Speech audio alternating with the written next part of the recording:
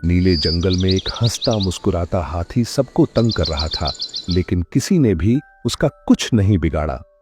फिर एक दिन एक नन्ही सी चींटी ने ऐसी चुपचाप चाल चली कि सब कुछ बदल गया। आखिर चींटी ने क्या सोचा था और हाथी की सूंड में ऐसा क्या हुआ जिससे उसकी दुनिया ही हिल गई? यह जंगल की एक ऐसी कहानी है जिसमें ताकतवर कमजोर के सामने बेबस हो जाता है। नीले जंगल की सुबह बहुत प्यारी थी। हल्की हल्की धूप पत्तों से छनकर जमीन पर पड़ रही थी। चींटी अपने सिर पर चने का एक दाना रखे धीरे धीरे अपने घर की तरफ जा रही थी। वह थकी हुई थी लेकिन खुश थी। उसने मन में सोचा, आज बड़ी मुश्किल से एक दाना मिला है, लेकिन कोई बात नहीं, अब कुछ दिन खाने की चिंता नहीं करनी पड़ेगी। उसी समय रामू हाथी हंसता हुआ मजे से चलता हुआ वहां आ गया। वह बहुत खुश था और कह रहा था, वाह, आज की सुबह कितनी अच्छी है, बड़ा मजा आ रहा है। जैसे ही उसने चींटी को देखा, उसने उसका चने का दाना उठाया और अपने मुंह में डाल लिया। चींटी हैरान रह गई। वह कुछ नहीं बोली, बस दुख से हाथी को देखती रही।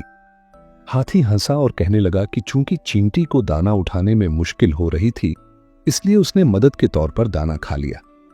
फिर वह जोर जोर से हंसता हुआ वहां से चला गया। चींटी गुस्से से दांत पीसती रही, लेकिन कुछ नहीं बोली। कुछ देर बाद एक पेड़ पर टीनू चिड़िया अपने बच्चे के साथ घोंसला बना रही थी। बच्चा एक डाली पर बैठा था और मां घोंसले के अंदर लकड़ी की एक छोटी टहनी रख रही थी।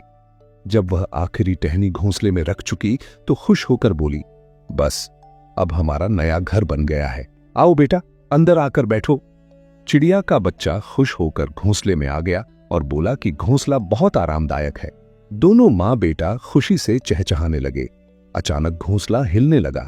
बच्चा घबरा गया और मां से पूछा कि ऐसा क्यों हो रहा है। चिड़िया ने बाहर देखा तो रामू हाथी अपनी सूंड पेड़ पर रगड़ रहा था।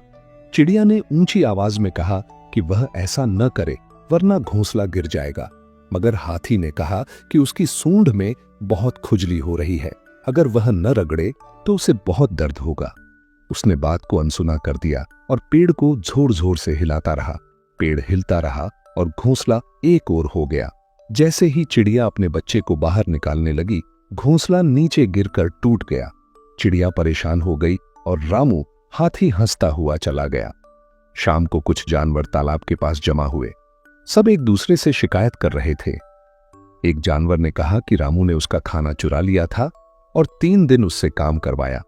दूसरे ने कहा कि उसने इतनी मेहनत से घोंसला बनाया था, मगर हाथी ने पेड़ हिलाकर सब कुछ बर्बाद कर दिया। सब रामू की बुराई कर रहे थे। तब चींटी चुपचाप कुछ सोचने लगी। फिर वह बोली, अगर सूंड में खुजली न मिटाई गई तो वह दर्द से पागल हो जाएगा। यह कहकर वह हल्के से मुस्कुराई। रात को जब रामू हाथी अपनी गुफा में गहरी नींद में सो रहा था, चींटी वहां पहुंची।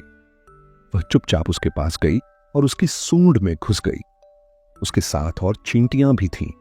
सबने धीरे धीरे अपनी चालाकी दिखाई। सुबह जब हाथी जागा तो उसकी सूंड में बहुत ज्यादा दर्द हो रहा था। वह तड़पने लगा और जोर जोर से चिल्लाने लगा। उसकी आवाज सुनकर जंगल के सब जानवर वहां आ गए। किसी ने पूछा, क्या हुआ? हाथी ने कराहते हुए कहा, मेरी सूंड में बहुत दर्द हो रहा है। अब उसे चींटी की बात याद आ गई। वह दौड़ता हुआ टीनू चिड़िया के पास गया और बोला कि वह उसका नया घोंसला बनाएगा।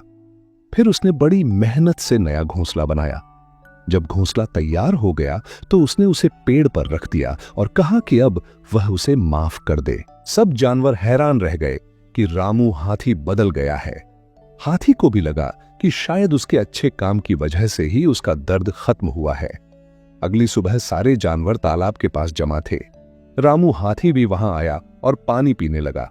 सब उससे खुशी से मिले और कहने लगे कि अब वह बहुत अच्छा हो गया है।